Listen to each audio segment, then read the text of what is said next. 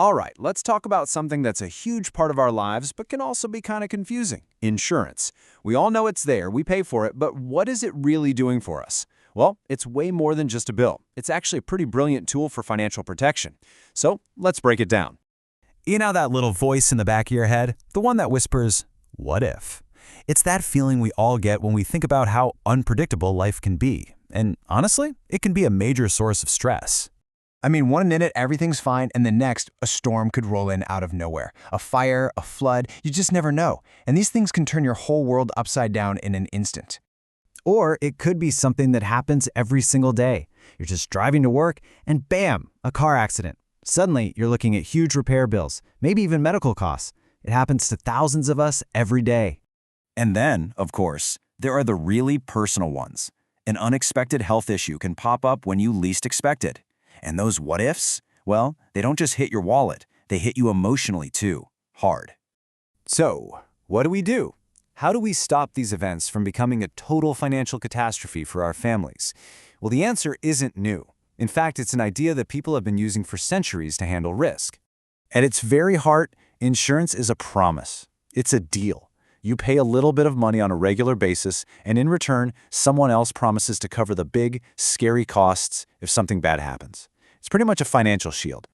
And this really gets to the core of it. You're trading a small, predictable payment, what we call the premium, for protection against a massive, unpredictable, and potentially life-altering loss. It's a trade-off that brings a little bit of certainty into a very uncertain world. Okay, so who exactly is making this deal? Let's take a look at the two main players involved in this whole pact. The person being protected and the one doing the protecting. So on one side, you've got the policyholder. That's you. You're the one buying the protection. And on the other side, you have the insurer. That's the company that collects all the payments and promises to pay up if something covered goes wrong. Now, this whole agreement is written down in a legal contract called the insurance policy, and you really, really want to read this thing. It spells out everything: who's covered, what it costs, what specific events are included, how much they'll pay, and, this is a big one, the exclusions, which is just a fancy word for what's not covered. But hold on a second. How can one company afford to pay out, say, hundreds of thousands of dollars for a house that burned down when they're only collecting small payments? You know, the math doesn't seem to add up. Where is all that money coming from? The answer is actually pretty simple, and it's called pooling. It's not magic, it's just the power of numbers. Just picture thousands of people, right? They're all worried about the same kind of risk, like a car crash. So they each chip in their small premium payment into one giant pot of money. This collection of money is the risk pool, and it's the engine that makes this entire system work. Here's the key.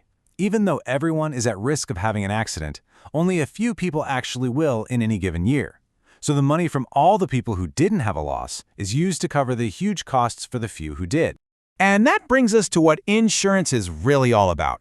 See, it's not about stopping bad things from happening. It's about what you do with the financial mess after they happen. The pros call this risk management. It's basically just a strategy for dealing with the financial fallout from life's curveballs. And insurance, well, it's one of the most powerful risk management tools out there for all of us, from individuals to big companies. Now, this is a really important point. Having car insurance doesn't make you a better driver. It doesn't put a magic force field around your car.